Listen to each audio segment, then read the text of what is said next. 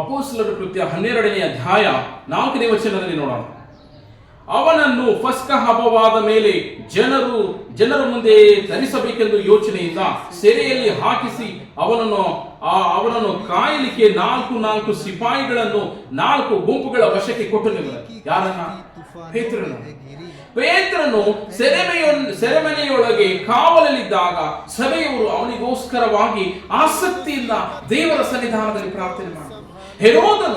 ಆತನು ಯಾಕೋಬನನ್ನ ಕೊಲ್ಲಿಸಿದಲ್ಲದೆ ಪೇತ್ರನನ್ನ ಆತನು ಕೊಲ್ಲಿಸಬೇಕು ಎಂಬ ಒಂದು ಯೋಚನೆಯಿಂದ ಪಸ್ಕ ಹಬ್ಬದ ಹಿಂದಿನ ರಾತ್ರಿಯಲ್ಲಿ ಆತನು ಏನ್ ಮಾಡ್ತಾ ಇದ್ದಾನೆ ಅಂತ ನೋಡ್ರಿ. ಅವರು ಪ್ರಾರ್ಥನೆಯನ್ನ ಮಾಡ್ತಾ ಇದ್ದಾರೆ.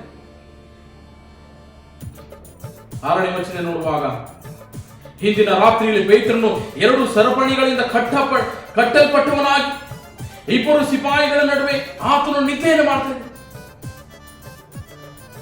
ನೀನು ಪ್ರಾರ್ಥನೆಯನ್ನು ಮಾಡುವಾಗ ಪಕ್ಕನೆ ಕರ್ತನ ದೂತನು ಪೇತ್ರ ನೆದುರಿಗೆ ನಿಂತನೆಂಬುದಾಗಿ.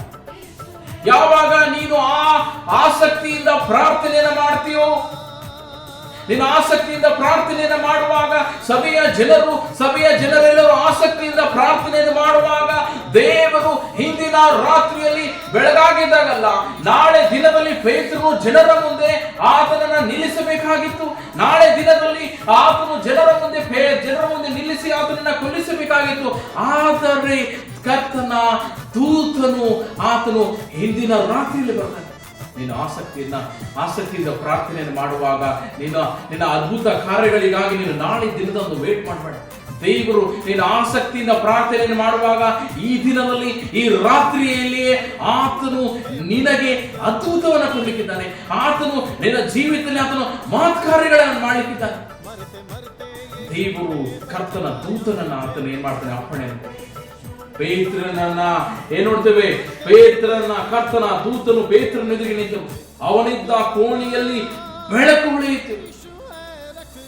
ಅವನು ಪೇತ್ರನನ್ನು ಪಕ್ಕೆ ತಟ್ಟಿಸಿ ಎಬ್ಬಿಸಿ ತಟ್ಟನೆ ಏಳು ಎಂಬುದು.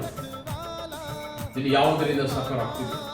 ನಾಳೆ ದಿನದಲ್ಲಿ ನಿನ್ನದೊಂದು ಸರ್ಜರಿ ಆಗಿರ್ಬೋದು, ನಾಳೆ ದಿನದಲ್ಲಿ ನಿನ್ನ ಕೊನೆ ದಿನದ ಆಗಿರ್ಬೋದು, ನಾಳೆ ದಿನವು ಡಾಕ್ಟರ್ಸ್ ನಿನಗೆ ಕೊನೆ ದಿನ ಎಂಬುದಾಗಿ ನಿನಗೆ ಕೊಟ್ಟಿರ್ಬೋದು, ನಾಳೆ ದಿನವೇ ನಿನ್ನ ಒಂದು ಆರ್ಥಿಕದ ಒಂದು ಸಮಸ್ಯೆ ಆಗಿರ್ಬೋದು, ನಾಳೆ ದಿನವೇ ನಿನ್ನ ಕೊನೆ ದಿನ ಎಂಬುದಾಗಿ ನೀನು ಯೋಚನೆಯನ್ನು ಮಾಡ್ತಿರುವಾಗ ಒಂದು ವೇಳೆ ನೀನು ಆಸಕ್ತಿಯಿಂದ ಪ್ರಾರ್ಥನೆ ಮಾಡಿದಲ್ಲಿ ದೇವರು ನಿನಗೆ ಅದ್ಭುತವನ್ನ ಈ ಒಂದು ರಾತ್ರಿಯಲ್ಲಿ ಆತನು ಕೊಡ್ಲಿಕ್ಕಿದ್ದಾನೆ.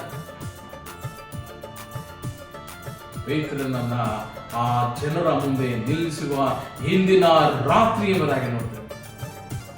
ನೀನು last minute, last day, last situation, ಕೊನೆ ಇಲ್ಲ ನನಗಾಗಲ್ಲ, ಇದು ಕೊನೆ ದಿನ, ಡಾಕ್ಟರ್ ಕೊನೆ ಹೇಳಿದ್ದಾರೆ, ನಾಳೆ ನನಗೆ ಸರ್ಜರಿ ಇದೆ, ನಾಳೆ ನನಗಿದೆ, ನಾಳೆ ಇದೆ ಎಂಬುದಾಗಿ ನೀನು ಯೋಚನೆಯನ್ನು ಮಾಡ್ತಿರ್ಬೋದು.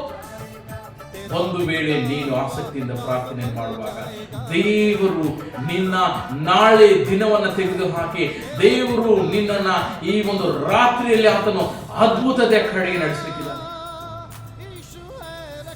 ದೇವರು ನೀನು ಆಸಕ್ತಿಯಿಂದ ಪ್ರಾರ್ಥನೆಯನ್ನು ಮಾಡುವಾಗ ದೇವರು ಕರ್ತನ ದೂತನಿಗೆ ಆತನು ಅಪ್ಪಣೆಯನ್ನು ಕೊಡ್ಲಿಕ್ಕೆ, ನೀನು ಹೋಗು ಮಗಳ ಬಲ್ಲಿಗೆ ಹೋಗು. ಕರ್ತನ ದೂತನು ಬಂದು ನಿನ್ನನ್ನು ಆತನು ಎಬ್ಬಿಸಲಿಕ್ಕಿದ್ದಾನೆ. ನೀನು ಇದ್ದಂತ ಸ್ಥಿತಿಯನ್ನ, ನೀನು ಮಲಗಿರ್ತಕ್ಕಂಥ ಸ್ಥಿತಿಯನ್ನ ಕರ್ತನ ದೂತನು ಬಂದು ನಿನ್ನನ್ನು ಎಬ್ಬಿಸಲಿಕ್ಕಿದ್ದಾನೆ. ನೀನು ಆಸಕ್ತಿಯಿಂದ ಪ್ರಾರ್ಥನೆ ಮಾಡುವಂತ ಮಗಳು ಆಗಿದೆ.